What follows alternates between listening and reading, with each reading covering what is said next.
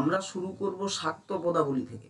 আমি প্রথমেই তোদেরকে বলে রাখি, এই শাক্ত পদাবলীর নির্বাচিত মাত্র 7টা পদ তোদের রয়েছে। অনেক বড় একটা জায়গা শাক্ত পদাবলী। শাক্ত পদাবলীতে সাধারণত 3 ধরনের পর্যায় আমরা দেখতে পাই। একটা হচ্ছে আগমনী পর্যায়, একটা হচ্ছে বিজয়া পর্যায়, আর একটা হচ্ছে ভক্তের আকুতি পর্যায়। খেলা শেষ। সেখানে তোদের আগমনী পর্যায়ের মেবি 3টে পদ, বিজয়া পর্যায়ের মেবি 2টো পদ, ঠিক আছে, আর ভক্তের আকুতি পর্যায়ের 2টো পদ। টোটাল 7টা পদ আছে। এই 7টা পদকে আমাদেরকে আয়ত্ত করতে হবে। ওর ভিতরে কি হচ্ছে না হচ্ছে ওই সব তোদের জেনে কোনো লাভ নেই। প্রথমে তোদেরকে জানতে হবে আমাদের ক্লাস শুরু হচ্ছে শাক্ত পদাবলী দিয়ে। আমরা 7টা যে পদ আছে, এই 7টা পদের যে লাইনগুলো আছে এবং লাইনের মধ্যে যে শব্দগুলো আছে তার ভিতরে আমরা ঢুকে আলোচনা করব এবং তাকে ছিঁড়ে ফাটিয়ে আমরা বেরিয়ে চলে আসবো। পরীক্ষাতে কেমন প্রশ্ন দেখ, যেমনই প্রশ্ন দেখ, তোরা যেন সেই ক্ষমতাটা দেখাতে পারিস যে আমি পারবো। যেমনই প্রশ্ন ঘোরা, ঠিক আছে, কত ধরনের প্রশ্ন আসে, কিভাবে প্রশ্ন আসে, সব আলোচনা করা। প্রথমে সিলেবাসটা দেখ, এটা খুব ইম্পর্টেন্ট। আমাদের সিলেবাসে আমরা জানি শাক্ত পদাবলী আছে, বৈষ্ণব পদাবলী আছে। শাক্ত পদাবলীতে আমরা জানি 7খানা পদ আছে। বৈষ্ণব পদাবলীতে তোরা যদি সিলেবাস লক্ষ্য করিস তাহলে নির্বাচিত 8খানা পদ বলা হয়েছে, কিন্তু সেখানে আমরা যখন পদ সংখ্যা দেখছি তখন আছে 9টা। তাহলে আমরা 9টা পদেই আলোচনা করব। শ্রীকৃষ্ণ কীর্তন কাব্য, যেটা তোরা ফার্স্ট সেমিস্টারে পড়ে এলি, বাংলা সাহিত্য ইতিহাসকে কেন্দ্র করে মধ্যযুগের প্রথম সম্পদ, যেটা বাংলা ভাষায় আদি নিদর্শন, মানে আদি মধ্য বাংলার আদি নিদর্শন হচ্ছে আমাদের যেটা বাংলা ভাষায় লেখা শ্রীকৃষ্ণ কীর্তন। সেখানে তোরা কোনো রকম টেক্সট পড়িসনি। সেখানে তোরা শুধুমাত্র বসন্ত রঞ্জন রায় বিদ্যুৎ মহাশয়ের ঘাড়ে চেপে বেরিয়ে চলে এসেছিস। আর ওইদিকে হরপ্রসাদ বাবু, বেশ খেল কত মুখেন। কিন্তু এখানে এই শ্রীকৃষ্ণ কীর্তনের মোট 13টা খণ্ড আছে। সেই 13টা খণ্ডের মধ্যে তোদেরকে 2টো জায়গা পড়তে হবে একদম টেক্সট। সেটা হচ্ছে, একটা হচ্ছে বংশী, একটা হচ্ছে রাধা বিরহ, আর একটা হচ্ছে বংশী খণ্ড। ঠিক আছে, একটা রাধা বিরহ অংশ, এটাকে খণ্ড বলা যায় না, আর একটা হচ্ছে বংশী খণ্ড। তো এখন ঘটনাটা হচ্ছে এই 2টো জায়গা আমরা একদম লাইন ধরে ধরে আলোচনা করব, তাতেও কোনো সমস্যা নেই। নেক্সট যে পার্টটা রয়েছে সেটা হচ্ছে আমাদের চণ্ডীমঙ্গল। চণ্ডীমঙ্গল মুকুন্দরাম চক্রবর্তীর লেখা, এটাও তোরা পড়েছিস। চণ্ডীমঙ্গল যে জায়গা, একটা হচ্ছে আখেটিক খণ্ড, একটা বণিক খণ্ড। তো বণিক খণ্ড তোদের সিলেবাসে নেই, তোদের সিলেবাসে আছে আখেটিক খণ্ড।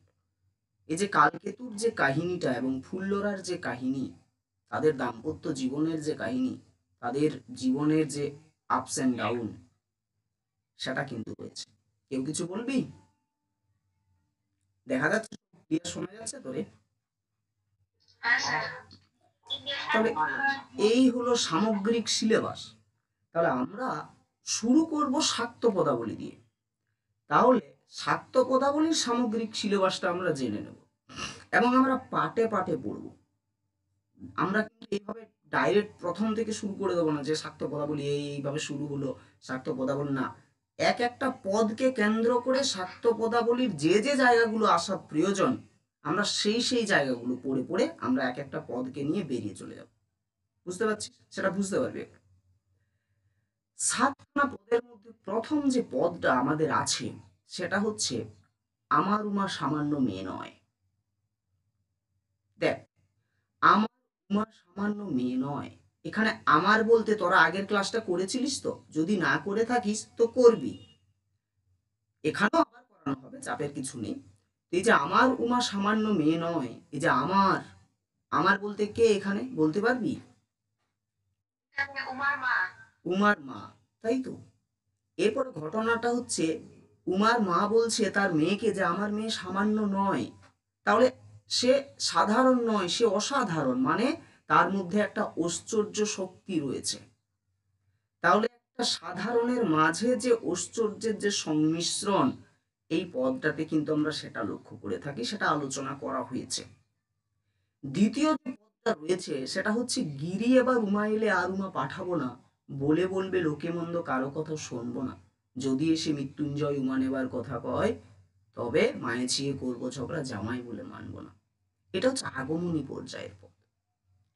তৃতীয় নাম্বার যে পদ রয়েছে সেটা হচ্ছে আমি কি হেরিলাম নিশি স্বপনে, অচেতনে কত না ঘুমাও হে, এই এখনই শিহরে ছিল আধো আধো মা বলিয়ে বিদু বদনে। এটা হচ্ছে আগমনী পর্যায়ের। নেক্সট হচ্ছে ওরে নবমী নিশি না হয়ের অবসান, শুনেছি দারুণ তুমি না রাখো সতের মান। এটা হচ্ছে বিজয়া পর্যায়ের পদ। আগমনী জিনিসটা কি, বিজয়া জিনিসটা কি, ভক্তের আকুতি জিনিসটা কি, সেটা আমরা আলোচনা করব, তোরা বুঝতে পারবে। নেক্সট যেটা রয়েছে, যেও না রজনী আজি লয়ে তারা দলে, গেলে তুমি দয়াময়ী এ পরাণ যাবে। এটাও বিজয়া পর্যায়ে। নেক্সট যেটা রয়েছে যে মা আমায় ঘুরাবি কত, কলুর চোখ ঢাকা বলদের মতো। ঠিক আছে, এটা হচ্ছে ভক্তের আকুতি পর্যায়ের পর। আর মন রে কি শিকার জান, ভক্তেরা। তাহলে টোটাল কটা পদ হলো আমাদের, কটা হলো? সাতটা। বোঝা গেল? তাহলে আমরা মার্কিং করতে পারি যে গিরি এবার উমা এলে আর উমা পাঠাবো না থেকে এই যে দুটো এখানে, রূপচাঁদ ভাই মিউট করো, কিছু বলার থাকলে বলবে, অবশ্যই বলবে, কিছু বলার থাকলে নির্দ্বিধায় বলো।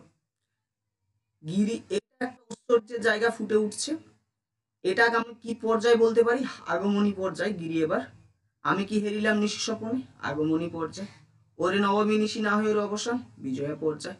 যেও না রজনী আছিল এ তারা দলে, বিজয়া পর্যায়। মা আমায় ঘুরাবি কত, ভক্তের আকুতি পর্যায়। মন রে কি শিকার জানো না, ভক্তের আকুতি পর্যায়। তোদের মনে বিভিন্ন ধরনের প্রশ্ন আসতে পারে, আমরা বুঝবো কি করে এটা আগমনী পর্যায়, আমরা বুঝবো কি করে এটা বিজয়া পর্যায়, আমরা বুঝবো কি করে এটা ভক্তের আকুতি পর্যায়। তোরা পদগুলো পড়লেই বুঝতে পারবি যে এটা বিজয়া পর্যায়ের পদ, এটা আগমনী পর্যায়ের পদ, আর এটা ভক্তের আকুতি পর্যায়ের। সিলেবাসটা সম্পর্কে সামগ্রিক ধারণা হয়েছে তোদের, শাক্ত পদাবলিতে কি রয়েছে তোদের সিলেবাসে, ক্লিয়ার জায়গাটা? হ্যাঁ স্যার। এখানে কারো কোনো ডাউট আছে? যদি বিন্দু মাত্র ডাউট থাকে বাবারা বলিস, চুপচাপ দিয়ে থাকবি না।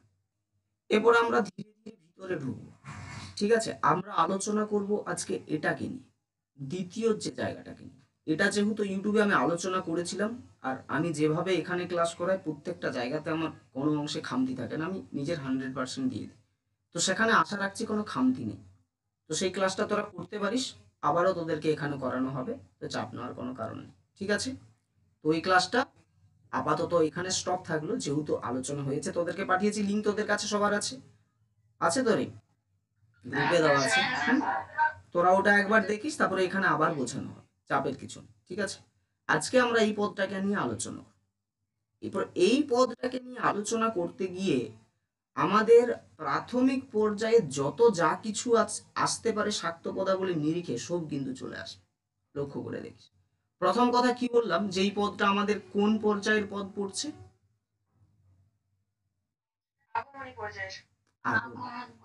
আগমনী। এইটুকু বোঝা গেছে, ভালো করে মনে রাখবি। গিরি এবার উমা এলে, কি শব্দটা আছে, কি শব্দ, এলে। এলে মানে কি বাবারা, এলে মানে কি, এলে।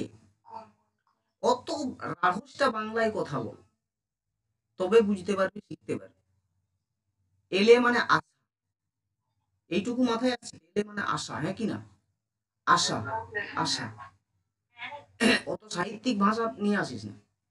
এলে মানে আশা, মানে এখানে কি, গিরি এবার আমার উমা এলে, অর্থাৎ উমার আশার কথা বলা হচ্ছে এখানে, তাই তো, আশা। তাহলে এবার আগমনী চলে যায়, আগমনী মানে আশা, অর্থাৎ উমার আশাকে কেন্দ্র করে যে সকল পদগুলো রচিত হবে সেটা হচ্ছে আগমনী পর্যায়ের পদ, সেটাই হচ্ছে আগমনী। এরপরে সেটা বিভিন্ন ধরনের হতে পারে, সেটা এবারে বলছি। এইটুকু বুঝতে পারছিস যে কার আশার কথা বলা হচ্ছে আগমনী পর্যায়ের পদে, কার। সবসময় মনে রাখবি, শাক্ত পদাবলী যখন তোরা পড়বি তখন মাথার ভিতরে ঢুকিয়ে নে যে আমরা তিনটে ক্যারেক্টারের মধ্য দিয়ে যাব। ফার্স্ট ক্যারেক্টার হচ্ছে আমাদের গিরি, প্লাস মেনকা, ওকে, আর এখানে আসছে আমাদের উমা, ওকে। গিরি অর্থাৎ গিরিরাজ হিমালয়, তার স্ত্রী মেনকা, এবং এই দুজনের স্নেহের আদরের ভালোবাসার কন্যা হচ্ছে উমা। এই তিনটে ক্যারেক্টারের মধ্য দিয়ে যাব আমরা, কিন্তু সমস্ত কিছু ভূমিকম্প লেগে যাবে, আগ্নেয়গিরির মতো অগ্নুৎপাত হবে যখন শিবের এন্ট্রি হবে। অগ্নুৎপাতটা কার, ভূমিকম্পটা কাদের হৃদয়ে? না বিশেষ করে মাতা মেনকার হৃদয়ে। কখন entry হবে? না যখন গিরি শিবের সাথে উমার বিয়ে দেবে। বুঝতে পারছিস এই যে পুরো ঘটনাটা? এবং এই শিবের যখন উমার সাথে বিয়ে হবে, শিব তো জানিস এই নেশাখোর, গাঁজাখোর, শ্মশানচারী, এবারটা ঘরের ভাবনা পাবে না, বাঘছাল, ঠিক আছে, তারপরে কি পাঁশ নাশ মেঘে চারিদিকে ঘুরে বেড়ায় নেশা ভান করে। তাহলে ও সংসারে ওর মন নেই। তাহলে একজন মা যখন দেখে যে তার কন্যার জীবনের এই যে দাম্পত্য জীবনটা সুখের হচ্ছে না, তার স্বামী তাকে আদর দিচ্ছে না, তার স্বামী তাকে আগলে রাখছে না, তার স্বামী তাকে যত্নে রাখছে না, তার স্বামী তাকে ভালোবাসছে না, তাহলে একজন মায়ের হৃদয় কি কাঁপবে না? তোদের কি মনে হয়? বল, কাঁপবে না? কাঁপবে, খুব স্বাভাবিক। তাহলে এই যে যখনই এই ঘটনাটা ঘটছে, যখন মাতা মেনকা উপলব্ধি করছে যে শিব তো চারিদিকে শ্মশানে মশানে ঘুরে বেড়াচ্ছে, আমার মেয়েকে তো সে ভালো করে তাকিয়েও দেখছে না, সংসারের প্রতি তার কোনো রকম মন নেই, তখন মাতা মেনকার হৃদয়টা অন্ধকারে পরিপূর্ণ হয়ে যাচ্ছে। তখন তার হৃদয়ের মধ্যে একটা আকাঙ্ক্ষা আসছে যে এবার কোনো কারণবশত যদি আমার মেয়ে আমার বাড়ি আসে, তাহলে তাকে কিন্তু আর যেতে দেবো না। এই যে তার হৃদয়ের মধ্যে আকাঙ্ক্ষা, প্রবল একটা আকাঙ্ক্ষা, এই আকাঙ্ক্ষা থেকেই জন্ম নেই স্বপ্ন। তোরা যে জিনিসটাকে নিয়েই অনেক বেশি চিন্তিত থাকবি, সেই জিনিসটাই কিন্তু মাথার মধ্যে সব থেকে বেশি ঘুরপাক খাবে। আর যখনই অত্যাধিক পরিমাণে ঘুরপাক খাবে, তখনই সেটা রাত্রিতে তোরা ঘুমন্ত অবস্থায় দেখতে পাবি, তার নাম হচ্ছে স্বপ্ন। হ্যাঁ কি না রে? স্বপ্ন তো। তাহলে এটা, এই উমা কিন্তু স্বপ্নের মাধ্যমেও আসতে পারে। এই উমাকে আনার জন্য গিরিরাজকে সে খোঁচাও দিতে পারে। অর্থাৎ উমা যেভাবেই আসুক না কেন, যদি উমার আশাকে কেন্দ্র করে কোনো পদ রচিত হয়েছে, তাহলে সেই পদটা কোন পর্যায়ের পদ? বলে ফেল। আগমনী পর্যায়। তাহলে তো আরামে লিখতে পারবি যে শাক্ত পদাবলিতে অন্তর্গত বিজয়া এবং ভক্তের আকুতি পর্যায় ছাড়াও অন্যতম একটি পর্যায় রয়েছে, সেটা হচ্ছে আগমনী পর্যায়। এই আগমনী পর্যায় হলো উমার পিতৃগৃহে আশাকে কেন্দ্র করে যে সকল পদ রচনা হয়েছে, সেই সকল পদগুলোই কি আগমনী পর্যায়। ক্লিয়ার জায়গাটা? জায়গাটা ক্লিয়ার? এখন ঘটনাটা, এই আগমনী পর্যায় দুটো ভাগে বিভক্ত। একটা হচ্ছে পূর্ব আগমনী, আর একটা হচ্ছে উত্তর আগমনী। ফার্স্ট সেমিস্টারে তোদেরকে যখন আমি পড়িয়েছিলাম প্রাক চৈতন্য যুগ এবং উত্তর চৈতন্য যুগ, তখন উত্তর শব্দটার আমি অর্থ কি বলেছিলাম? তোরা বলতে পার? পরবর্তী। আর পূর্ব মানে হচ্ছে আগে। তাহলে এই যে আগমনী, এটার আবার দুটো ভাগ। সেটা আগে আসতে পারে উমা, না হয় বাস্তবে চলে আসতে পারে।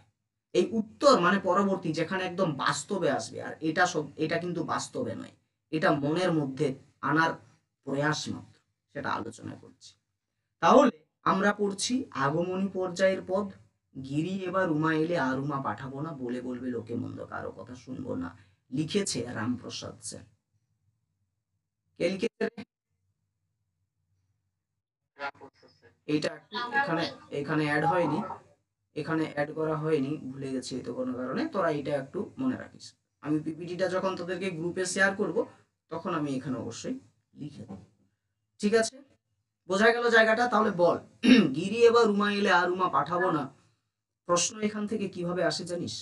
প্রশ্ন এখান থেকেই 2 নম্বরের একটা হয়। কি প্রশ্ন হয়? যে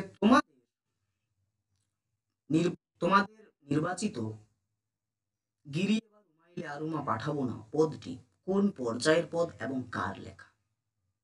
অ্যান্সার।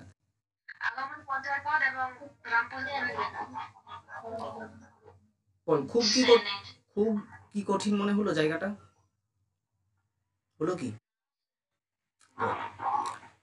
তাহলে এবার আমরা দেখ, এখানে সুন্দর করে সেই জায়গাটাই ভাসছে যে এই আগমনী পর্যায় জিনিসটা কি। দেখ, আগমনী অর্থাৎ আগমনের বার্তা জানানো। এই পর্যায়ে জানতে পারি মাতা মেনকা এবং পিতা হিমালয়ের গৃহে ছোট্ট শিশু কন্যা উমা বিবাহের পর সে বাপের বাড়িতে আসছে। এই আগমনীর বার্তা প্রকাশ করে, ঠিক আছে, যে সকল পদে, সেটাই হচ্ছে আগমনী পর্যায়ের পদ। অর্থাৎ সবসময় মনে রাখিস যে যখন, ভালো করে শুনিস একটু গল্পের মতো করে,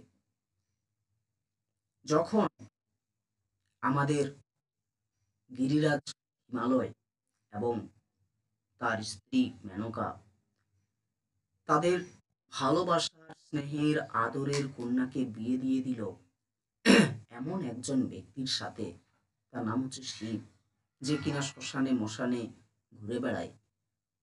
সে সংসারের প্রতি তার কোনো রকম মন নেই। সে কোনোভাবে স্ত্রীকে সে সাপোর্ট করে না। অর্থাৎ ওইদিকে স্ত্রীর দুঃখও কিন্তু অনেকটা। কিন্তু স্ত্রীরা এমন হয়, মেয়েরা এমন হয়, তাদের শ্বশুর বাড়ির থেকে সে হাজারো নির্যাতন, হাজারো অবহেলা যাই পাক না কেন, ময়না মিউট করো, যাই পাক না কেন, তারা কিন্তু যখন নিজের বাড়িতে আসে পিতৃগৃহে, তখন মা জিজ্ঞেস করুক কিংবা বাবাই জিজ্ঞাসা করুক, তারা কিন্তু কোনো রকমে স্বামীর দুর্নাম করে না। এটা হচ্ছে স্ত্রীদের অন্যতম একটা বৈশিষ্ট্য। তাদের হৃদয় ভেঙে যাক, তাদের মস্তিষ্ক ভেঙে যাক, তাদের চোখ দিয়ে রক্ত ঝরে আসুক, জল না, রক্ত, তবুও তারা তার নিজের স্বামীর প্রতি কখনোই অনীহা প্রকাশ করে না। এখানে সেই ঘটনাটাই ঘটছে। কিন্তু আমরা যত বড়ই হয়ে যাই না কেন, যত দূরেই চলে যাই না কেন, আমরা মায়ের কাছে কিন্তু সেই ছোট্ট শিশুই আছি এখন। তাহলে মাতা মেনকার কাছে উমা যতই বড় হয়ে যাক না কেন, যতই তার কাছে তার নিজের দুঃখ যন্ত্রণা অবহেলার কথা লুকাক না কেন, মাতা মেনকা কিন্তু নিমিষের মধ্যে সেই প্রত্যেকটা জিনিস কিন্তু সে ধরে নিতে পারে। তাহলে যখন বুঝতে পারছে মাতা মেনকা যে তার স্নেহের কন্যা, আদরের কন্যা, ভালোবাসার কন্যা উমা আজকে অবহেলিত, আজকে তার দাম্পত্য জীবন সুখের নয়, শিব তাকে কোনো রকম ভাবে পরোয়া করে না, সবসময় সে শ্মশানে মশানে ঘুরে বেড়ায়, এই সমস্ত দিক দিয়ে যখন ভাবছে, তখন মাতা মেনকা উপলব্ধি করছে তার মেয়ের যন্ত্রণা, তার মেয়ের হৃদয়ের কষ্ট। তো মেয়ের কষ্টে ব্যথিত হয় বা ছেলে মেয়ের কষ্টে ব্যথিত হয় একজনই ব্যক্তি, সেটা হচ্ছে মা। তো সেই মায়ের হৃদয়টা তখন ভেঙে যাচ্ছে, টুকরো হয়ে যাচ্ছে, খান খান হয়ে যাচ্ছে।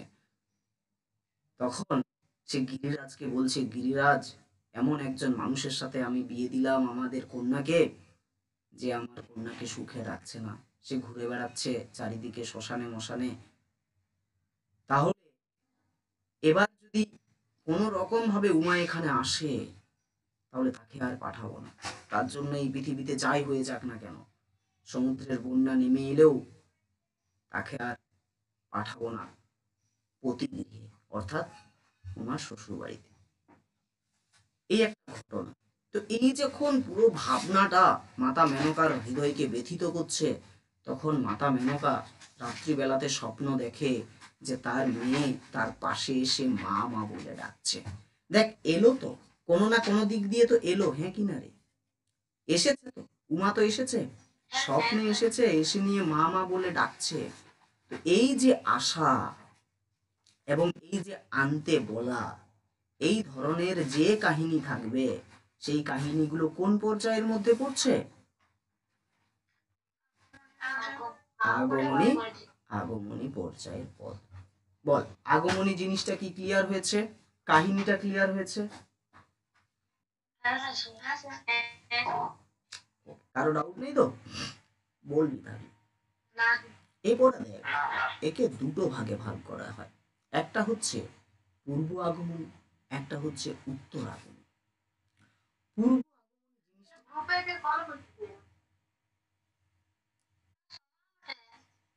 পূর্ব কি ও ঘুম ভাঙেনি নাকি ওর? ওকে ওর ক্লাস চলছে, ওর কি ওর বাই মিস্টেক হয়েছে হয়তো।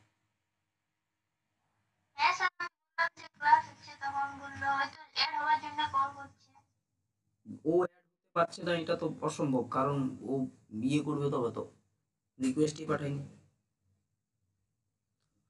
এরা দেরি করে না, তা আমার কি দোষ, ছেড়ে দেয়, ঢুকলে ঢুকবে, নাহলে পরে রেকর্ডিং ক্লাস করে না, এসএমএস করে দেয় ওকে যে ক্লাস চলছে। তো কোথাও গ্রুপ কল করার কি মানে রে, অদ্ভুত তো। লে দেখ, পূর্ব আগমনী আর একটা হচ্ছে উত্তর আগমনী। দেখ পূর্ব আগমনী জিনিসটা কি, পূর্ব মানেই হচ্ছে পূর্বে, অর্থাৎ আগমনী উমার আসাটা কিভাবে হবে না পূর্বে, আর একটা হচ্ছে পরে, উত্তর মানে পরে।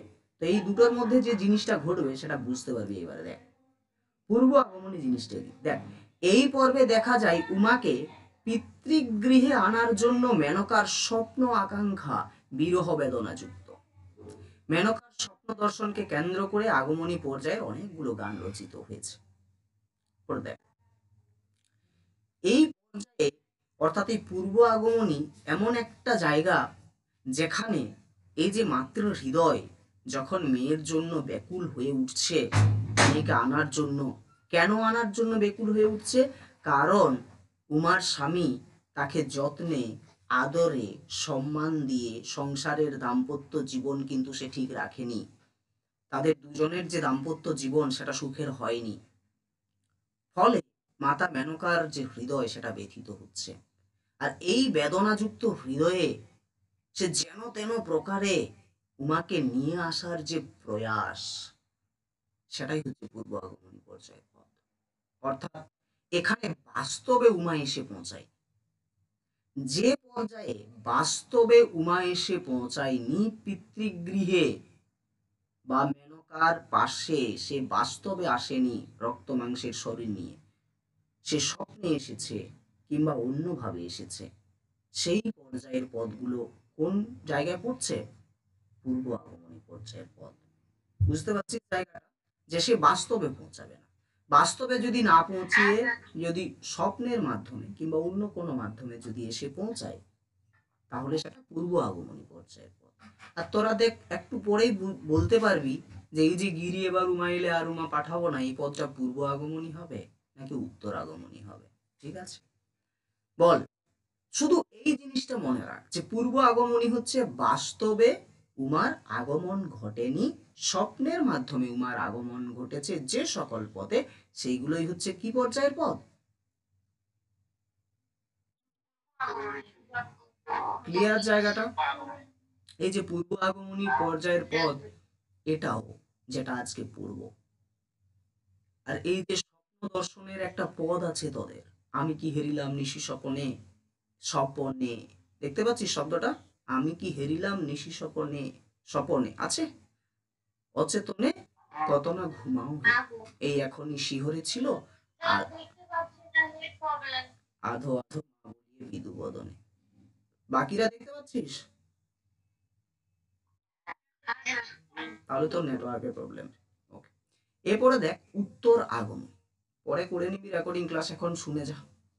উত্তর আগমন, উত্তর উত্তর আগমনী মানে হচ্ছে এখানে বাস্তবে এসে পৌঁছাবে। এই যে দীর্ঘ একটা প্রতীক্ষা, কত বছরের প্রতীক্ষা করে মেনকা, 1 বছরের প্রতীক্ষা করে, তারপরে 3টে দিন পাইতো, 3টে দিন পাইতো, সপ্তমী অষ্টমী এবং নবমী, 3 দিন পাইতো রে, একটা হচ্ছে সপ্তমী, একটা হচ্ছে অষ্টমী, আর একটা হচ্ছে নবমী, তাই তো। এই 3 দিন স্বর্ণ প্রদীপ জ্বলে কার হৃদয়ে, মাতা মেনকার হৃদয়ে। কেন, কারণ এই যে একটা দীর্ঘ প্রতীক্ষা অবসান ঘটছে, তার যে কন্যাকে এতদিন ধরে সে চেয়ে এসেছে, তার কন্যার জ্বালা, তার কন্যার কষ্ট নিজের হৃদয়ে ধারণ করে আসার অপেক্ষায় যে দীর্ঘ 1 বছর ধরে সে সময় কাটিয়েছে, তার হৃদয়ে অন্ধকারের মতো করে, সেই অন্ধকারকে দূর করে যখন বা যে সকল পর্যায়ে আমাদের উমা বা মাতা মেনকার স্নেহের কন্যা, আদরের কন্যা উমা, স্নেহের কন্যা, আদরের কন্যা উমা কি, এই ভাল লাগেনি ভগবান, দেখ রে, এটা আমার ফোন এলে কিছু নেই, ঠিক আছে ভাই। ক্লাস করাচ্ছি, ক্লাস করাচ্ছি, রাখ, পরে ফোন করবো।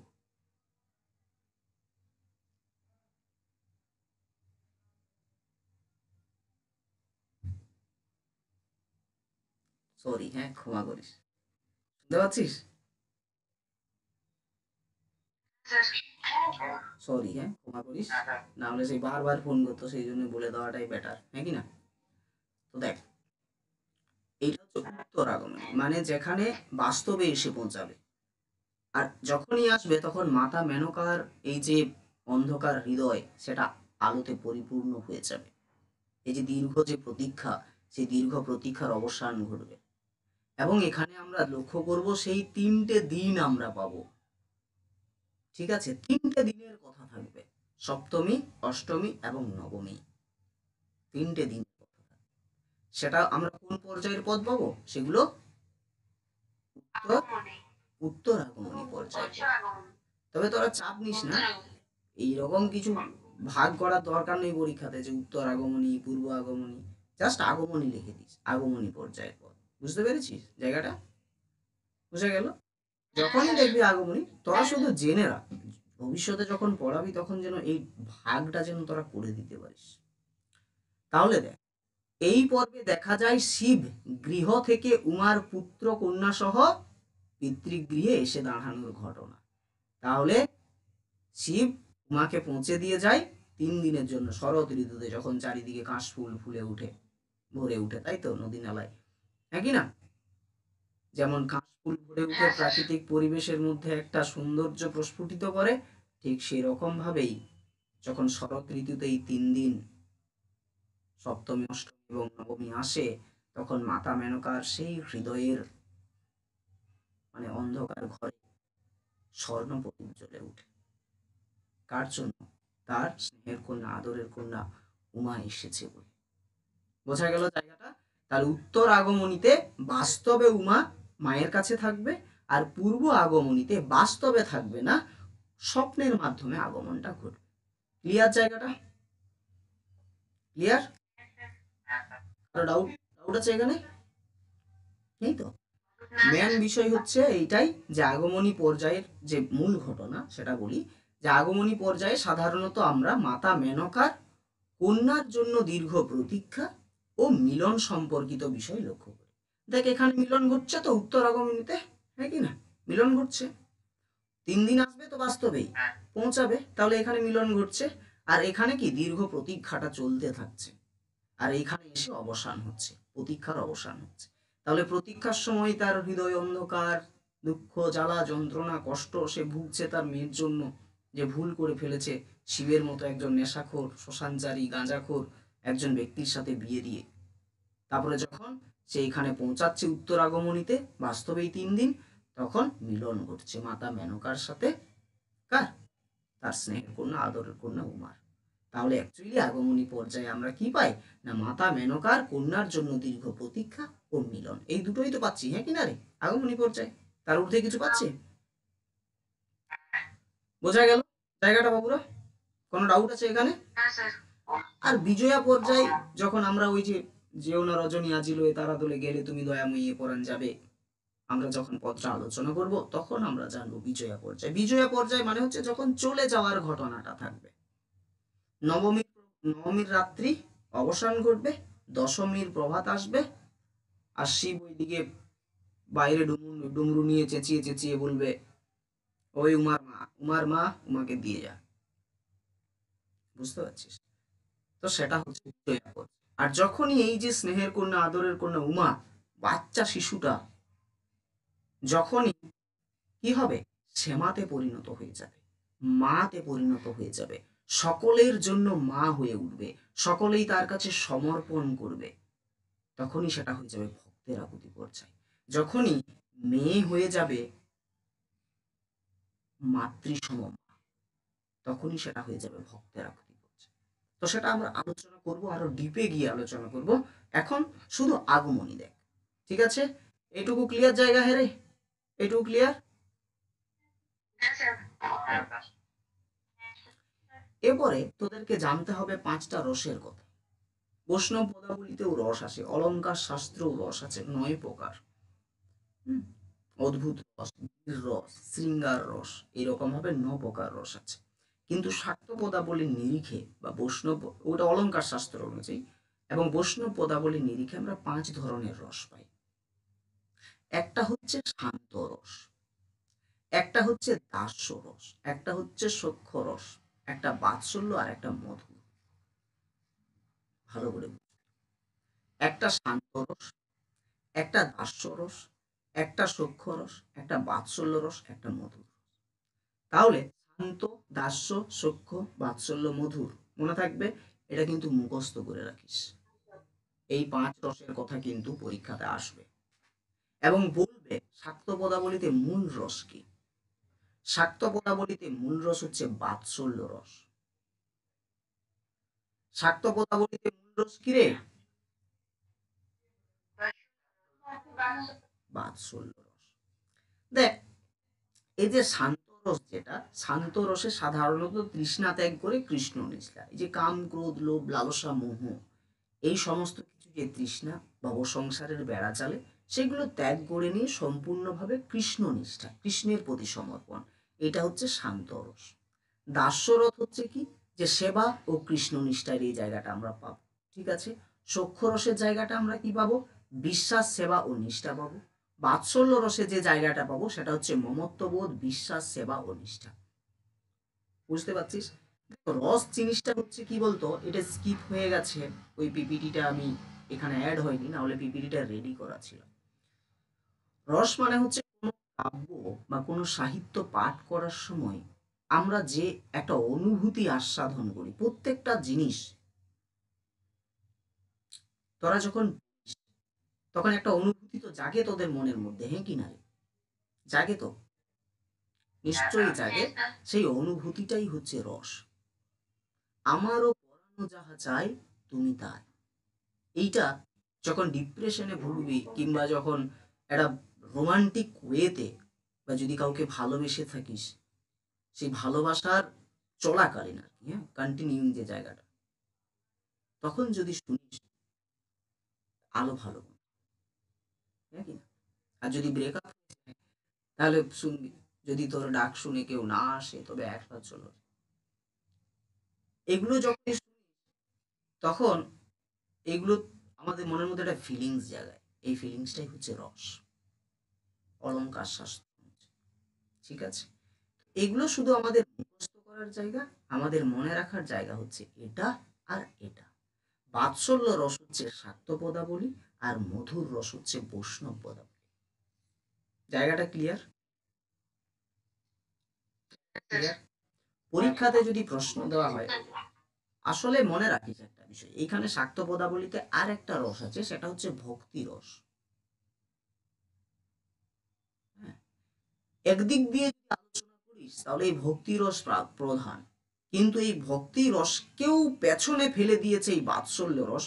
সেই জন্য বাৎসল্য রস হয়ে উঠেছে মানে প্রধান। কেন বলতো? কারণ এই যে মাতা মেনকার তার স্নেহের প্রতি যে বাৎসল্য ভাবটা প্রকটিত হচ্ছে এই শাক্ত পদাবলিতে বা বিভিন্ন পর্যায়ের পদগুলিতে। বাৎসল্য মানে কি জানিস? এখন কে জয়েন হয় বলছি,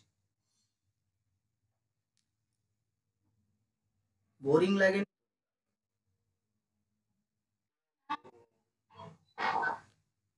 বোরিং লাগে? দেখ, বাৎসল্য মানে হচ্ছে অলংকার শাস্ত্র অনুযায়ী পিতা এবং মাতার তার মেয়ে কিংবা ছেলের প্রতি যে স্নেহ, যে ভালোবাসা, যে মমত্ব বোধ, সেটাই অলংকার শাস্ত্র অনুযায়ী বাৎসল্য। বুঝতে পারলি জায়গাটা? পিতা এবং মাতার যে স্নেহ, ভালোবাসা, মমত্ব বোধ, কার জন্য? তার পুত্রের জন্য বা তার কন্যার জন্য। সেটাই হচ্ছে অলংকার শাস্ত্র অনুযায়ী বাৎসল্য রস। বুঝতে পারলি জায়গাটা? বাৎসল্য জিনিসটা কি? হুম। তাহলে কার প্রতি কার বাৎসল্য প্রকটিত হচ্ছে? মাতা মেনকার তার মেয়ের প্রতি, হ্যাঁ কি না? তার মেয়ের প্রতি। তাহলে দেখ, ওই জন্য এই বাৎসল্য রসটাই কিন্তু প্রধান হয়ে উঠেছে। যখনই ভক্তি রসের কথা চলে আসবে, তখন সেটা ডাইরেক্ট আমরা ভক্তের আকুতি পর্যায়ে চলে যাই। ঠিক আছে? কিন্তু ভক্তের আকুতি পর্যায়ে জায়গাটা পরে আসছে। বাৎসল্য রসের জায়গাটা অনেকটা বড় জায়গা, সেই জন্য প্রধান রস হচ্ছে বাৎসল্য রস। তাহলে পরীক্ষাতে যদি প্রশ্ন দেওয়া হয় যে শাক্ত পদাবলীর মূল রস কি, কি লিখবি? বাৎসল্য। মনে থাকবে? দেখ, এখানে কি আছে? মমত্ব বোধ আছে, বিশ্বাস আছে, সেবা ও নিষ্ঠা, এগুলো কিন্তু লক্ষণ। হ্যাঁ, এটার বৈশিষ্ট্য এটা বা লক্ষণ, এটার বৈশিষ্ট্য এটা, এটার বৈশিষ্ট্য এটা, আর এটার বৈশিষ্ট্য হচ্ছে এটা। এগুলো লক্ষণ। হ্যাঁ, এগুলো লক্ষণ, এটা কিন্তু একটু মনে রাখ। ওকে। আর মধুর রস যেটা, ভাই এটা পিওর প্রেম, এখানে কোনো কাটছাট, এটা পিওর প্রেম, এখানে কোনো শারীরিক চাহিদা হ্যান ত্যান কোনো কিছু নেই।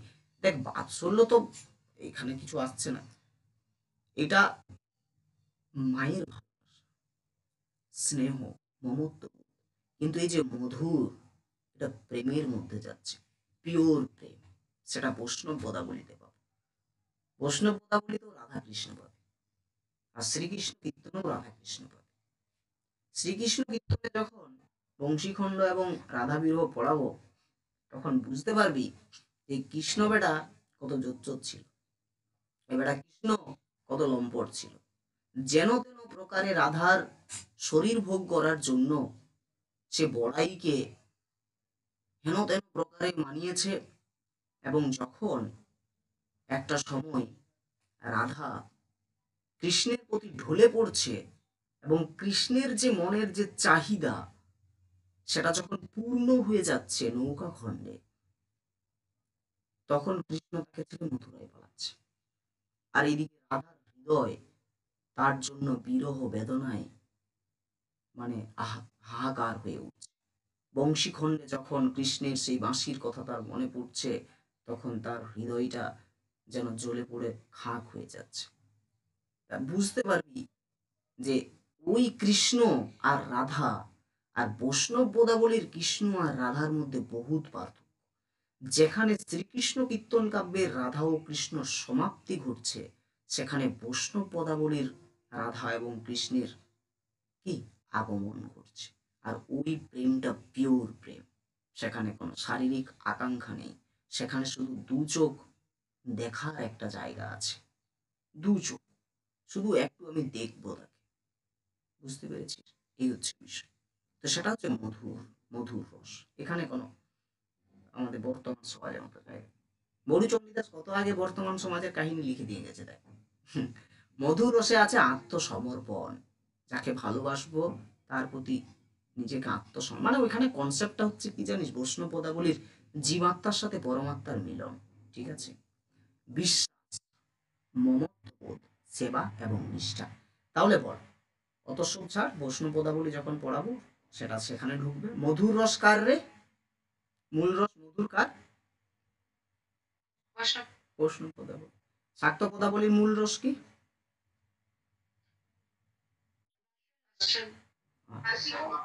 ওকে। শাক্ত পদাবলীর নিরিখে রস কয় প্রকার ও কি কি? কি কি বল, কি কি বল?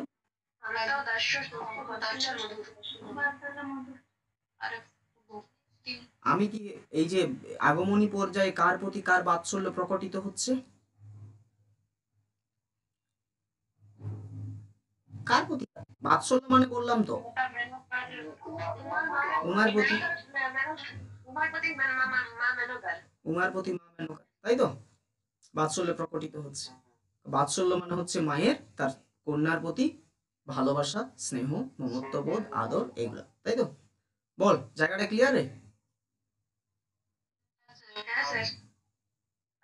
গিরিয়ে বারু মাইলা আরুমা পাঠাবো, এটা কোন পর্যায়ের পদ, কার লেখা?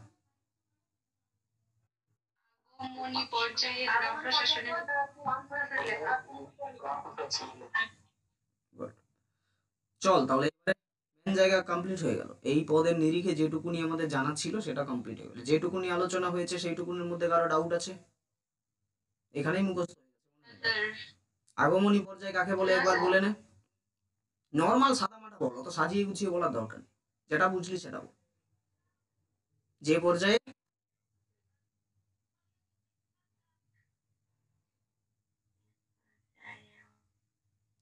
তোরা এই যে কাচার করতে যাস সেই জন্য হয় না। আরে যে পর্যায়ে উমার আগমনকে কেন্দ্র করে পদগুলো রচিত হচ্ছে, কিংবা বা যে সকল পর্যায়ে আমরা উমার আগমনকে আমরা লক্ষ্য করব, যে সকল পর্যায় উমার আগমনকে কেন্দ্র করে রচিত হচ্ছে তাকেই কি বলা হচ্ছে? আগমনী পর্যায়ের পদ। আগমনী পর্যায়ে সবসময় উমার কোন গৃহ থেকে কোন গৃহে আসার কথা থাকবে?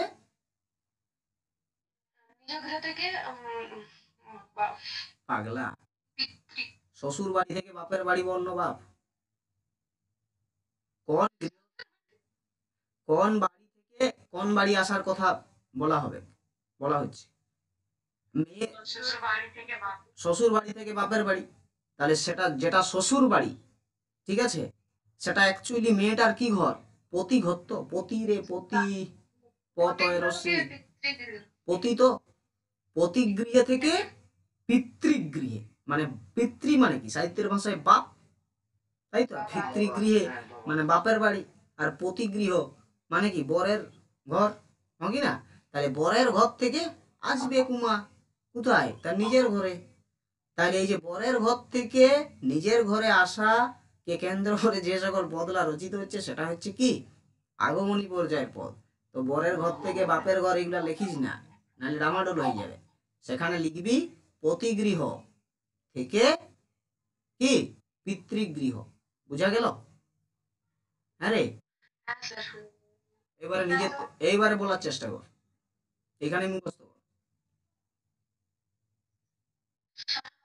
যে পর্যায়ে উমার আগমনকে কেন্দ্র করে রচিত হয় তাকে আগমনী পর্যায় বলা হয়। যে সকল পর্যায় উমার আগমনকে কেন্দ্র করে পদ রচিত হচ্ছে সেগুলো হচ্ছে আগমনী পর্যায়। Clear concept? বাকি দেখ দেখ এবারে আমরা পদটা আলোচনা করব, বেশি নেই, মাত্র 4-5 লাইন আছে, একটু শুন মন দিয়ে। কি বলছে? বলছি গিরি এবার উমা এলে, কারো বিরক্ত লাগেনি তো?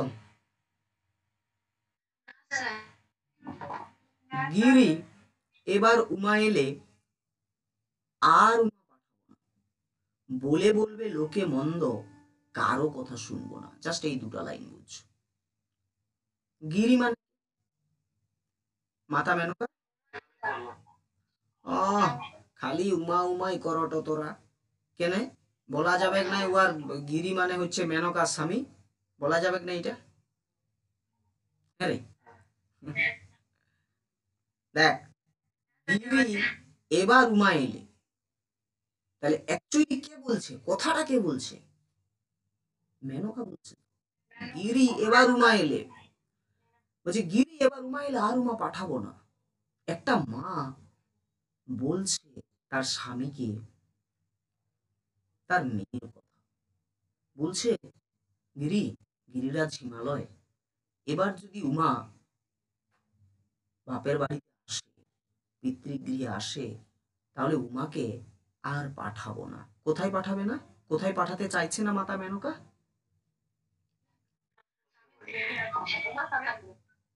উমার স্বামী গৃহে বা পতিগৃহে, তাই তো, বা শ্বশুর ঘরে, যেটা বললি। পাঠাবে কেন? মাতা মেনকার এইরকম হৃদয়ের কথা কেন বার হচ্ছে? কোনো মা কি চায় তার স্বামী থেকে, তার নিজের মানে কন্যার স্বামীর থেকে বিচ্ছেদ করতে? কেউ কি চায়? কোনো মা কি চায় যে স্বামীর থেকে বিচ্ছেদ হয়ে যাক তার মেয়ের? চাই না। কিন্তু কতটা গভীরভাবে আজকে উমা স্বামীর থেকে অবহেলিত, সেটা উমা, সেটা মাতা মেনকা বুঝতে পেরেছে। সেই জন্য মাতা মেনকা তার স্বামী গিরিরাজকে বলতে বাধ্য হচ্ছে যে আমরা ভুল করে ফেলেছি, আমরা কার সাথে বিয়ে দিয়েছি? শিবের সাথে বিয়ে দিয়েছি। শিব কেমন? নেশাখোর, শ্মশানচারী, গাঁজাখোর, সে সংসারে তার মন নেই। তাহলে আমার মেয়ের দাম্পত্য জীবন নষ্ট হয়ে গেছে, সে অবহেলিত, সে একা একা বসে বসে যন্ত্রণা পাচ্ছে। তাহলে গিরি, এবার যদি উমা আসে, তাহলে উমাকে কিন্তু আর তার পতিগৃহে আমরা পাঠাবো না।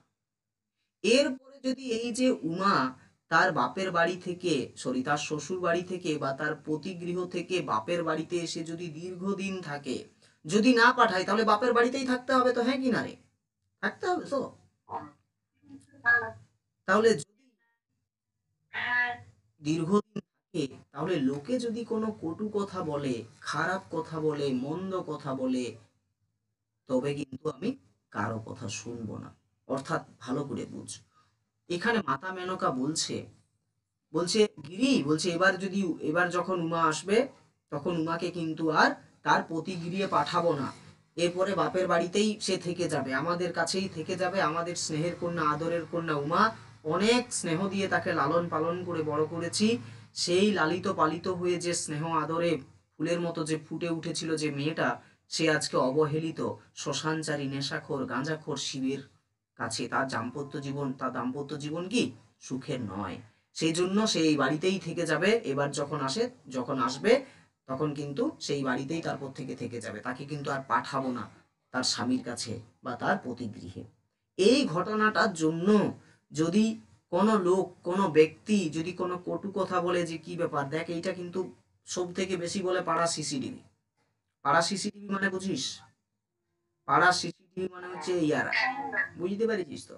ইয়ারা এসে পেছনে লাগবে, কে ভাই, করার কিচ্ছু নাই, বলবে কি ব্যাপার, এই জানিস উয়ার মেয়েটা নো কি হয়েছে, কে জানে, শ্বশুর ঘর থেকে আসি নিয়ে যায়নি, কিছু হয়ে গেছে, বরের সাথে দমে ঝগড়া হয়েছে, নাই কোনো জন্ডিস কেস আছে, শাশুড়ির সাথে কোনো হয়েছে, মানে এমন কোনো পয়েন্ট থাকবে নাই যেটা আলোচনার বাইরে যাবে না, প্রত্যেকটা জিনিস আলোচনা। তাহলে সেই জন্য বলছি, লোকে দেখ, এটা কিন্তু একটা কি, একটা আমাদের বাংলাদেশের বা আমাদের বাংলার গৃহস্থ জীবনের একটা ছবি পাচ্ছি এখানে, পাচ্ছি? বল, পাচ্ছি তো? এখান থেকে একটা লং কোশ্চেন আসে বাইরের, স্পেশালি 10 নম্বরের, যে এই শাক্ত পদাবলিতে যে গৃহস্থ জীবনের চিত্র ফুটে উঠেছে, তার নিজের ভাষায় আলোচনা করো। এটা 10 নম্বরের প্রশ্ন কিন্তু হয়, এটা তোদেরকে লেখানো হবে আর এটা তোদেরকে মুখস্থ করতেই হবে, ঠিক আছে? আর একটা যে বারবার বলছি না, মাতৃহৃদয়ের বেকুলতার কারণ, ওটাও কিন্তু প্রশ্ন হয়, যে আগমনী পর্যায়ে এবং বিজয়া পর্যায়ে মাতা মেনকার যে মাতৃহৃদয়ের বেকুলতার জায়গাটা প্রস্ফুটিত হয়েছে, তার নিজের ভাষায় আলোচনা, এটাও লেখা, ঠিক আছে? তাহলে দেখ, তাহলে এখানে দেখ একটা সামাজিক চিত্র পাচ্ছি। মাতা মেনকা বলছে গিরিকে, যদি উমা এবার আসে, তাহলে উমাকে আর পাঠাবো না। এই কারণে যদি গ্রামে গঞ্জের লোক জন আমাকে কোনো মন্দ কথা বলে, বিভিন্ন ধরনের প্রশ্নের মোকাবিলা করতে হয়, তাতেও আমি রাজি আছি, কোনো সমস্যা নেই। আমি যদি অপমানিত হই, আমি যদি লাঞ্ছিত হই সমাজের বুকে, যদি কোনো কটু কথাও শুনতে হয়, তাতেও আমি রাজি আছি। কিন্তু আমি আর উমাকে পাঠাচ্ছি না, আমি কিন্তু সমস্ত কিছু শুনে নেব, ঠিক আছে? কিন্তু উমাকে আমি আর পাঠাবো না। কেউ যদি এসে নিয়ে বলে যে না, তুমি উমাকে পাঠাও, এটা উচিত নয়, এটা সামাজিক নিয়মের বাইরে, সেই সামাজিক নিয়ম আমি মানি না, আর আমি মানবো না। সেই জন্য আমি কারো কথা শুনবো না, আমি শুনতে রাজি নয়। আমার মেয়ে আমার কাছে অনেক আদরের, অনেক স্নেহের, অনেক যত্নের, সে আজকে অবহেলিত, তার দাম্পত্য জীবন সুখের নয় শিবের সাথে। সেই জন্য গিরি, এবার যদি উমা আসে, তাহলে উমাকে আর পাঠাবো না।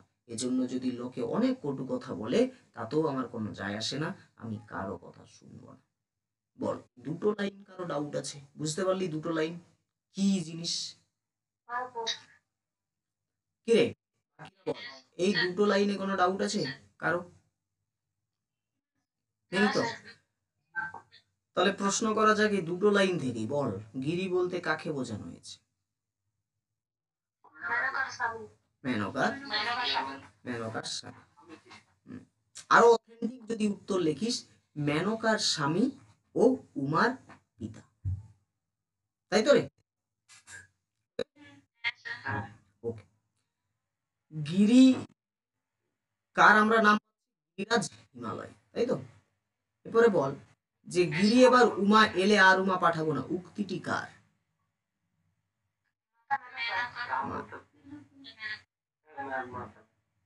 কে? রামপ্রসাদ। রামপ্রসাদ সেনের উক্তি নিচে আছে, ওটাও বলছি, ওটা ফান্ডা আছে, ওটা পরীক্ষাতে বারবার আসে। এই যে তুই যে পয়েন্টটা তুললি না, খুব ভালো পয়েন্ট, যে রামপ্রসাদ সেনের উক্তি, এই সকল পদে প্রত্যেকটা পদে রামপ্রসাদ সেনের একটা উক্তি আছে, সেটাকে বলা হয় ভণিতা। সেটা বলছি, দেখ। বোঝা গেল এই জায়গাটা? এরপরে কি বলছে দেখ, বলছে যদি এসে মৃত্যুঞ্জয়, এইখানে চলে এলো শিবের প্রসঙ্গ। দেখা যাচ্ছে না? বাকি দেখ, ওটা তোর নেটওয়ার্কের প্রবলেম, তাহলে দেখ তোর তুই বেরিয়ে নিয়ে একবার জয়েন হো, দেখ যাচ্ছে। দেখ যদি এসে মৃত্যুঞ্জয়, মৃত্যুঞ্জয় বলতে কাকে বোঝানো হচ্ছে? শিবকে বোঝানো হচ্ছে। ওকে, শিবকে। শিবকে কেন মৃত্যুঞ্জয় বলা হয়? মৃত্যুকে জয় করেছে যিনি, তিনি হচ্ছেন মৃত্যুঞ্জয়। তাহলে শিব হচ্ছে মৃত্যুঞ্জয়। তাহলে যদি এসে মৃত্যুঞ্জয় উমা নেবার কথা কয়, তাহলে কি দেখ বলছে, যদি এবার, মানে দেখ বাস্তবেই কি উমা এসেছে? বল, বাস্তবে কি এসেছে? সে নিজের মন গড়ন একটা কাহিনী সাজাচ্ছে। দেখ গিরি এবার উমা এলে, আসেনি তো, যদি আসে, হ্যাঁ কি না, যখন আসবে এবার, মানে এইবারে যখন আসবে শরৎ ঋতুতে, তাহলে তারপরে আর পাঠাবো না। তারপরে দীর্ঘদিন থাকার পরে যদি মৃত্যুঞ্জয় আমার কাছে আসে এবং উমাকে নেবার কথা বলে, মানে উমাকে নিয়ে যাওয়ার কথা বলে দশমীর প্রভাতে, তাহলে কি ঘটবে? তাহলে এবার মায়ে ঝিয়ে করব ঝগড়া, জামাই বলে মানবো না। এই মাথা মেনকা রেগে ফেটে গেছে।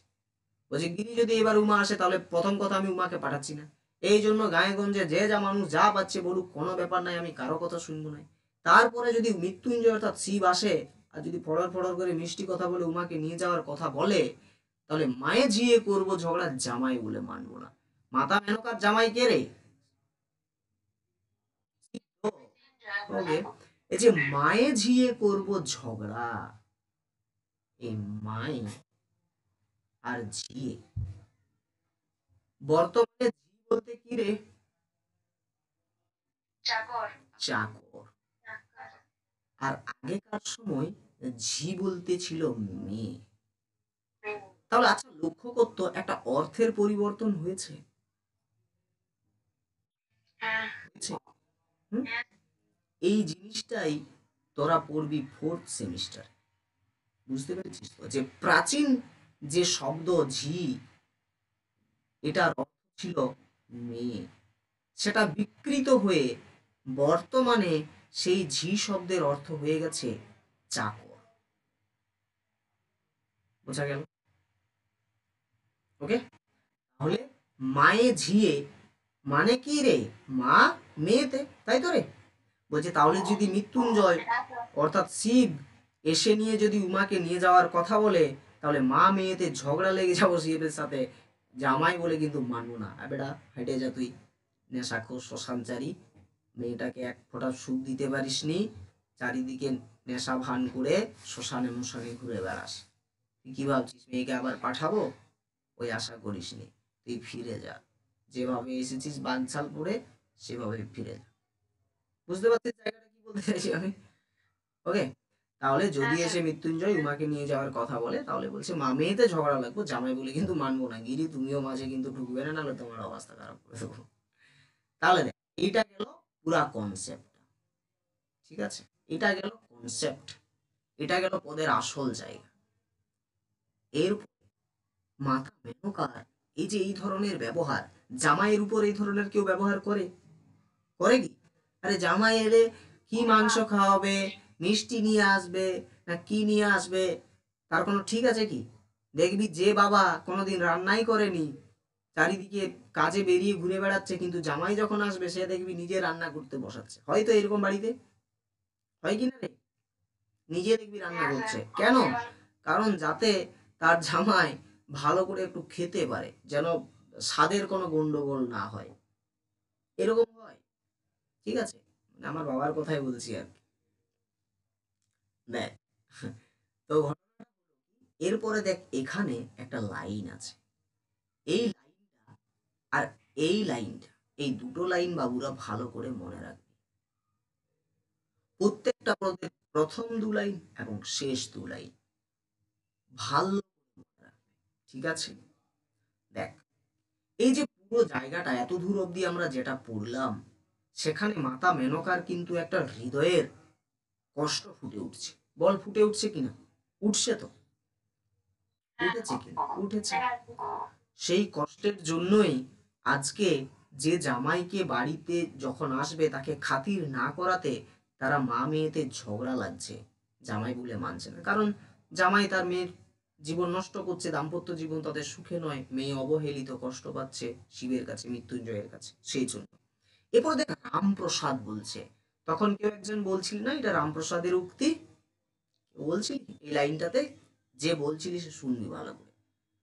দ্বিজ রামপ্রসাদ কয় এ দুঃখ কি প্রাণে সয়।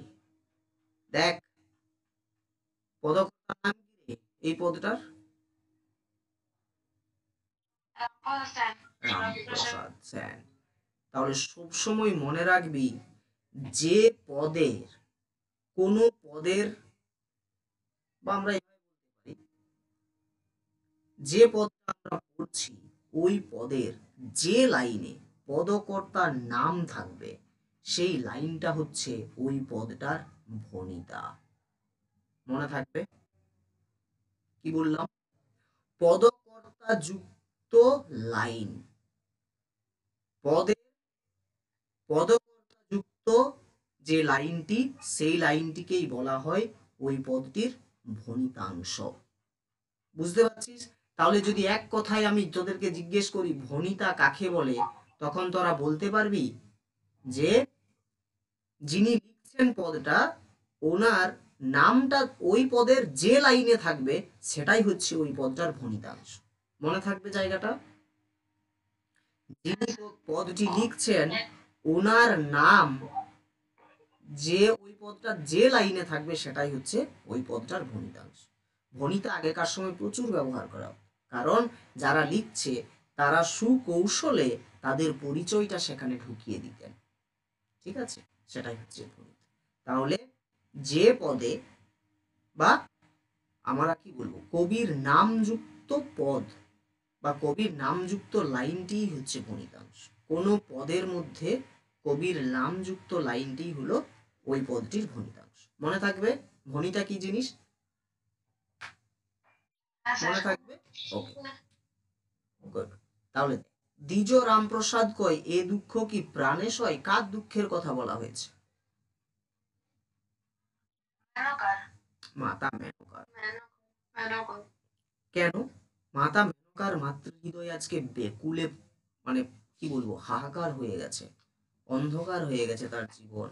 কেন তার হৃদয় অন্ধকার হয়ে গেছে? কারণ এই যে শিবের কাছে যে রকম ভাবে এরা ভেবেছিল শান্তি পাওয়ার কথা, সেই শান্তিটা পায়নি। শিব এবং উমার দাম্পত্য জীবন ধ্বংসের পথে, কারণ শিব নেশাখোর, শ্মশানচারী, ঠিক আছে, গাঁজা খেয়ে ঘুরে বেড়ায়, শ্মশানে মশানে ঘুরে বেড়ায়। ঘরের ভাবনা কিন্তু শিব কখনোই ভাবে না। ঘরের ভাবনা মানে কি রে? তার স্ত্রীর কথা তো ভাবে না।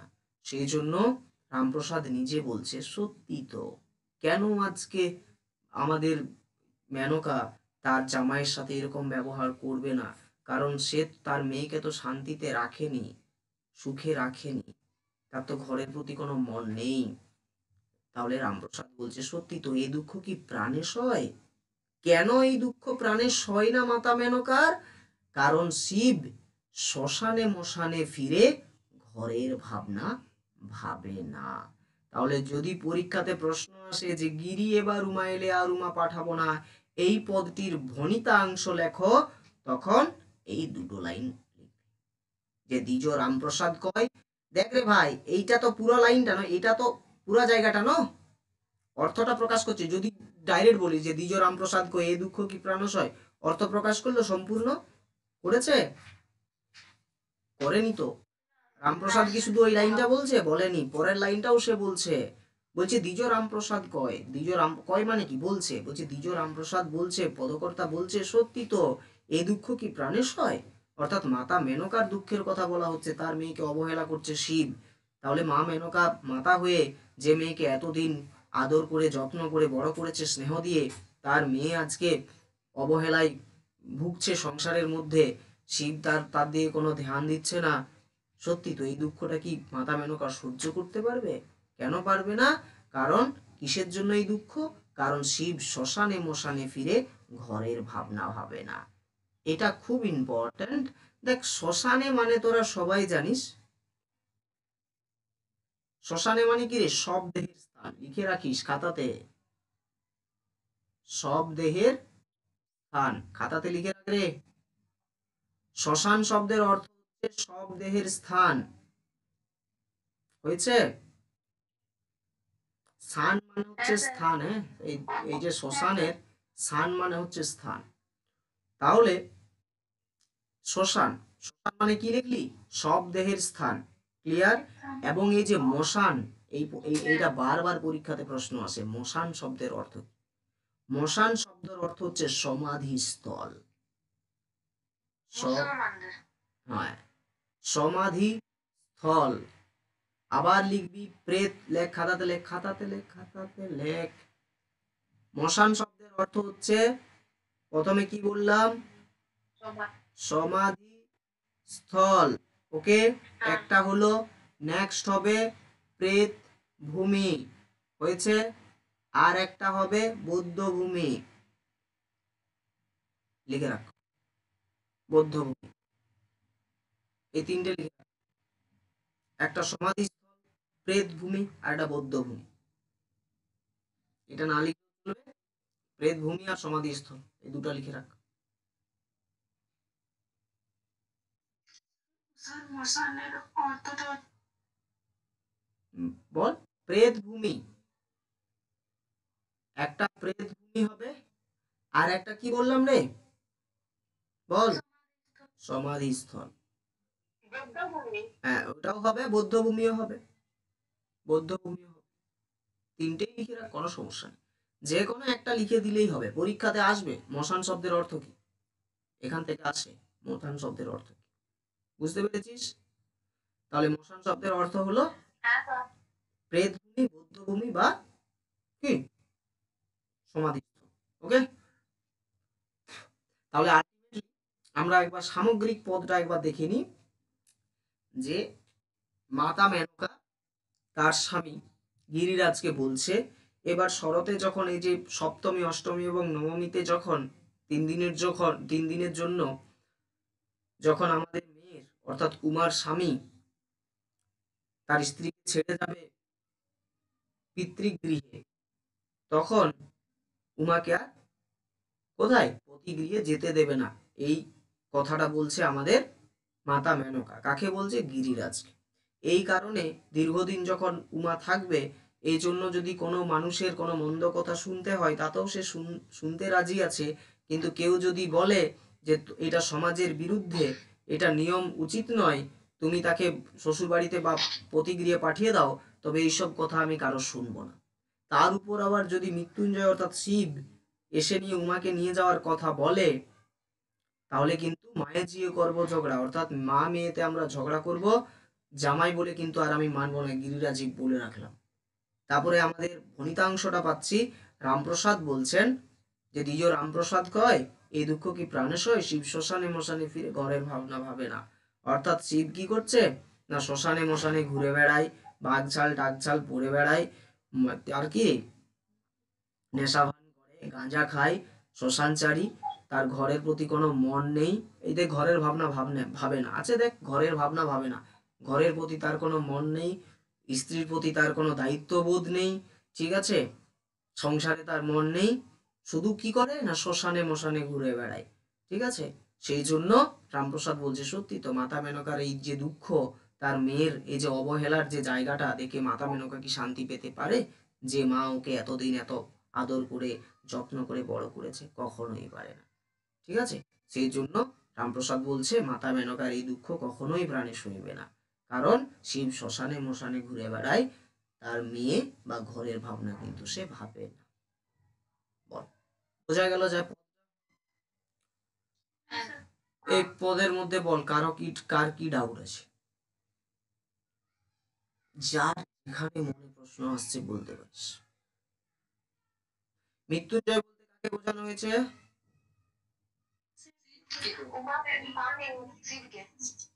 কে রে উমাকে বলছিস? ভগবান, হ্যাঁ, ঘুমাই যাবো শুনে।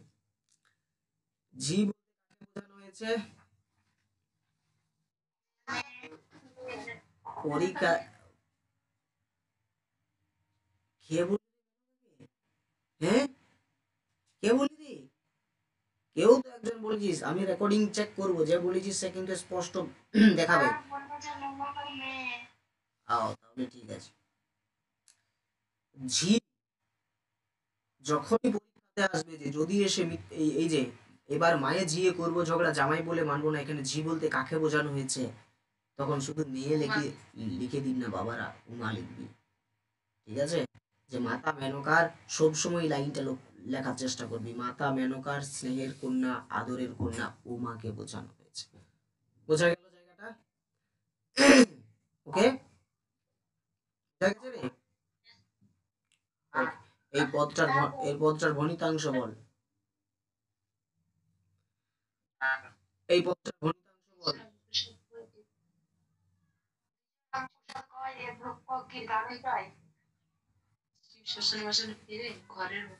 হ্যাঁ, শিব শ্মশানে মশানে ফিরে ঘরের বার। টুম্পা, এই দুটোই হবে কিন্তু, ঠিক আছে? বুঝতে পারছিস? শুধু এখানে স্টপ বলি কেন তুই? বল, দুটো লাইন বল। আরো বল, ঘুরে বল, বল।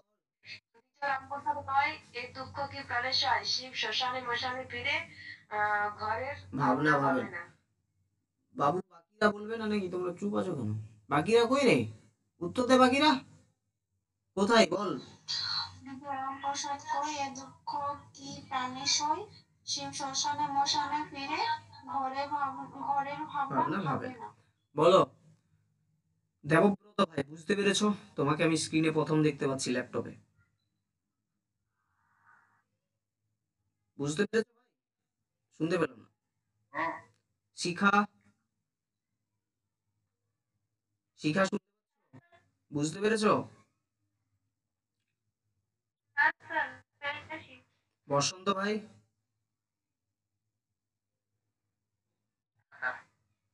কোন কোথাও বল।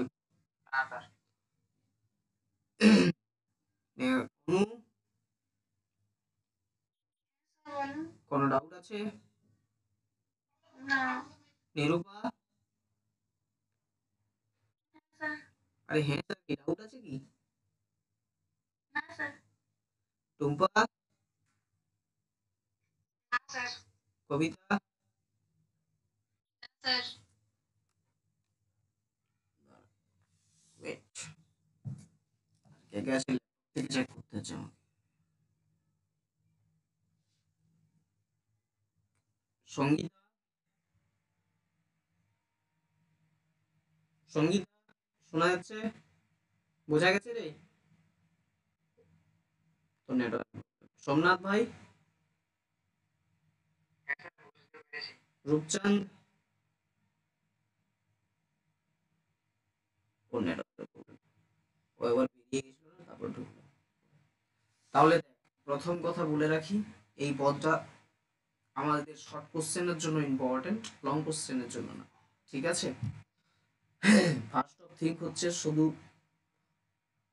পাঁচটা রসের মধ্যে কোন রসটা শাক্ত পদাবলীর জন্য? বল। এখানে মুখস্থ করে নে, পরে আর ওই হবে নি পড়া, আমি জানি ভালো করে। আর বৈষ্ণব পদাবলীর জন্য কোন রসটা? মধুর। গিরি এবার রুমা এলে, আর রুমা পাঠাবো না, কোন পর্যায়ের পদ? গুড। আর কি বলে, কার লেখা? মশানে শব্দের অর্থ কি?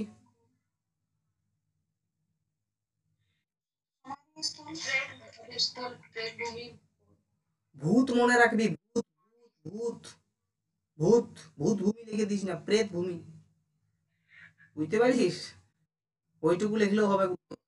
সমাধিস্থল, যেখানে সমাধি দেওয়া হয়, দাহ করা হয় না, ঠিক আছে?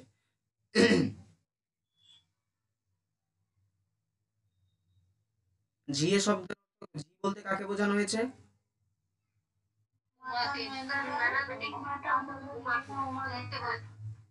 মাতা মেনকা না আদরের কন্যা উমাকে। হ্যাঁ স্যার, আপনি বললেন না একবার যে বাৎসল্য ছেলেটা, তো মানে কাকে বলা হয় সেটা আরেকবার বলুন। বাৎসল্য জিনিসটা হচ্ছে কি বলতো, যে মায়ের বা পিতার, ঠিক আছে, তার কন্যার জন্য বা তার সন্তানের জন্য যে ভালোবাসা, মমত্ববোধ, স্নেহ, সেটাই অলংকার শাস্ত্র অনুযায়ী বাৎসল্য রস। বুঝতে পারলি? তাহলে দেখ, বাৎসল্য রস মানেই হচ্ছে সেখানে মমত্ববোধ আছে, সেখানে ভালোবাসা আছে, সেখানে স্নেহ আছে।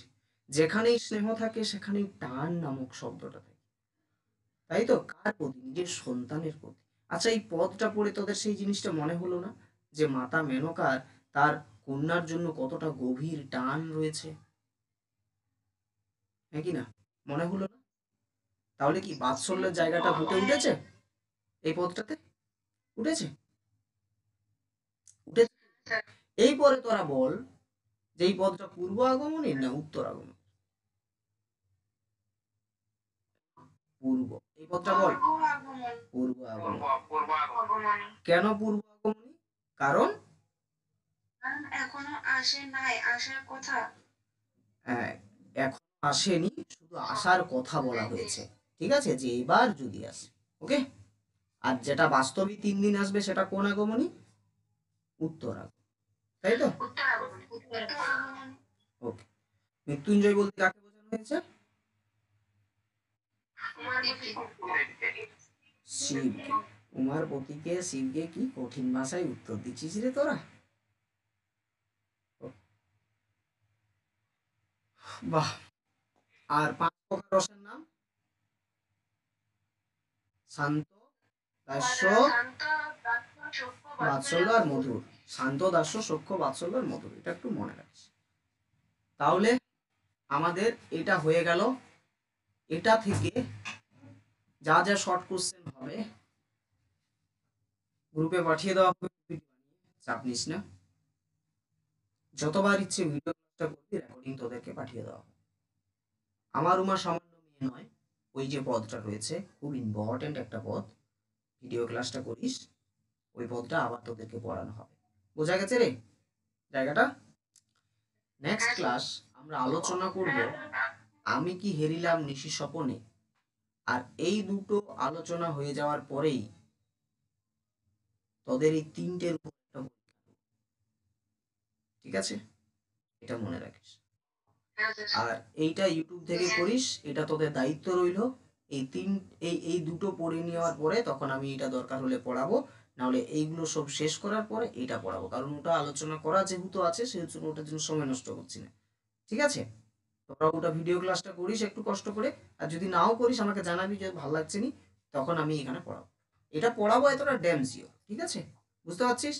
তো ওই ভিডিও ক্লাসটা কষ্ট করে করে নিয়ে এই 3টের উপরে তোদেরকে পরীক্ষা দিতে হবে, কারণ এখানে আগামী পর্যায়ে শেষ হচ্ছে। এই দুটো বিজয়া পর্যায় আর এই দুটো ভক্তের আকুতি। ঠিক আছে, বুঝতে পেরেছিস জায়গাটা? আর আজকে একটা লং কোশ্চেন, নাহলে কালকে একটা লং কোশ্চেন পাঠিয়ে দেবো।